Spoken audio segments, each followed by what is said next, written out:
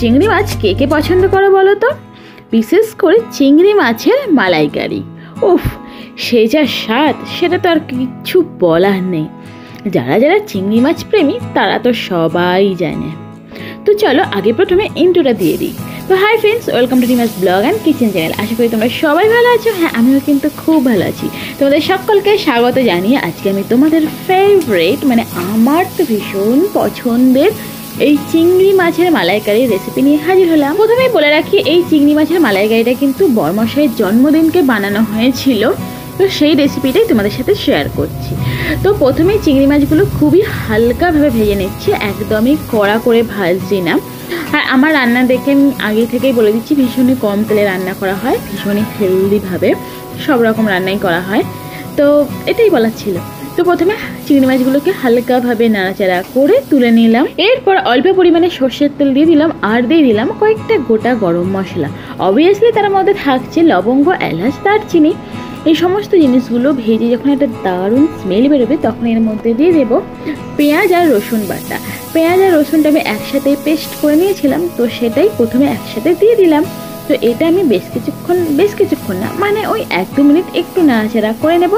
করে নিয়ে তারপরে দিয়ে দেবো আদা বাটা। আদা বাটা দেওয়ার পরে এবার এই মশলাগুলো একটু কষতে থাকবো, যাতে এই মশলাগুলোর কাঁচা গন্ধটা চলে গিয়ে একটা দারুণ গন্ধ বেরিয়ে আসে। আর এরপর আমি দিয়ে দেবো এর মধ্যে কাঁচা লঙ্কা বাটা। কাঁচা লঙ্কা বাটা দিচ্ছি কারণ ওই যে বললাম, একদম স্বাস্থ্যকর খাবার বানাবো। সব রকমই খাবো, কিন্তু স্বাস্থ্যকর খাবারটা যেন হয়। তো যাই হোক, এই সমস্ত মশলাগুলো এবার বেশ কিছুক্ষণ কষতে থাকবে, যতক্ষণ না মশলা থেকে তেল বেরোতে শুরু করছে। এটা তোমাদের রান্নার ক্ষেত্রে মশলা থেকে তেল বেরোতে শুরু করবে, কিন্তু আমি এতটাই কম পরিমাণে তেল দিয়েছি যেটা মশলা থেকে তেল বেরোলেও কিন্তু তোমরা সেটা বুঝতে পারবে না। তো যাই হোক, এবার মেন রেসিপিতে চলে আসা যাক। মশলাটা অবশ্যই তোমরা তোমাদের মতো করে দেবে, আমি আমার রান্নার রেসিপিটা তোমাদের সাথে শেয়ার করছি। তো এখানে কাঁচা লঙ্কা বাটা দিয়ে মোটামুটি বেশ কিছুক্ষণ ধরে তো কষতে থাকবো। তার সঙ্গে দিয়ে দেবো পরিমাণ মতো হলুদ গুঁড়ো এবং স্বাদ অনুযায়ী একটু চিনি, কারণ মালাইকারি মানেই তো একটু মিষ্টি মিষ্টি, হালকা ঝাল আর ঠিকঠাক লবণ হলেই তো হলো বলো।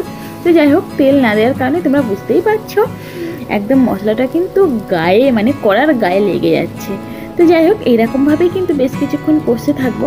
তবে হ্যাঁ, এরপরে কিন্তু একটা দারুণ ট্রিক্স আছে, গ্রেভিটা কীভাবে না কেটে যায়। মানে অনেকেরই দেখেছি রেজালা বানানোর সময় বা মালাইকারি বা যে কোনো একটু জিনিস বানানোর সময় জল কাটা কাটা ভাব আসে, কিন্তু এটাতে সেই রকম কোনো ব্যাপারই আসবে না। তার একটা ট্রিক্স তোমাদেরকে বলে দেবো, দেখতে থাকো। ও হ্যাঁ, তোমাদের সাথে তো গল্প করতে করতে বলাই হলো না, আমি মশলার সাথে কিন্তু লবণ দিলাম।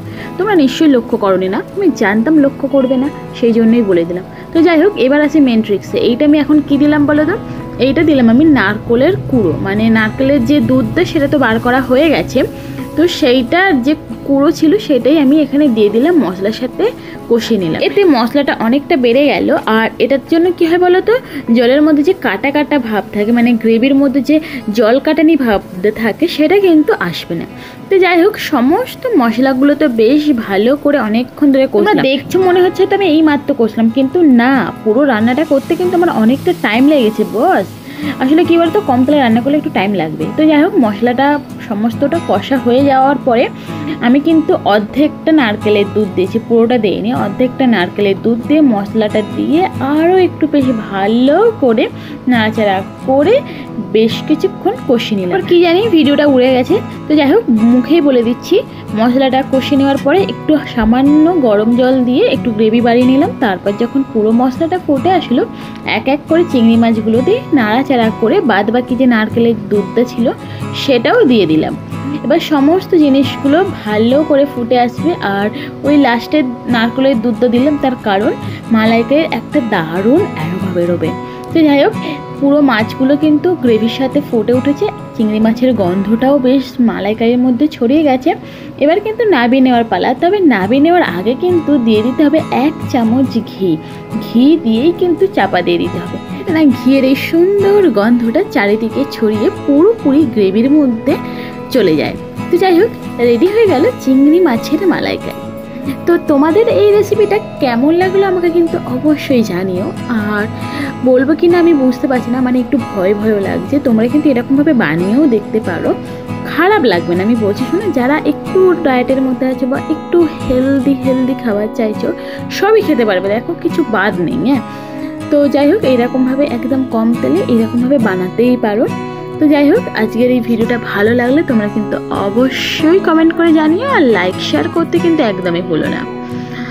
আর যে সকল নতুন বন্ধুরা আমার পরিবারে আসছে তারা প্লিজ চ্যানেলটাকে সাবস্ক্রাইব করে পাশে থাকা বেল আইকনটা ক্লিক করে দাও, যাতে এই রকম ধরনের নতুন নতুন ভিডিও তোমাদের কাছে পৌঁছে যায়। আর যে সকল নতুন বন্ধুরা আমার পরিবারে আসছে তারা একটু আমাকে কমেন্ট করে জানিও, নাহলে তুমি বুঝতেই পারবো না বলো। তো যাই হোক, আজকে এই পর্যন্তই, দেখা হচ্ছে একটা পরবর্তী নতুন ভিডিওতে। ততক্ষণ তোমরা ভালো থেকো, সুস্থ থেকো, সাবধানে থেকো। আজকের মতো টাটা, বাই বাই।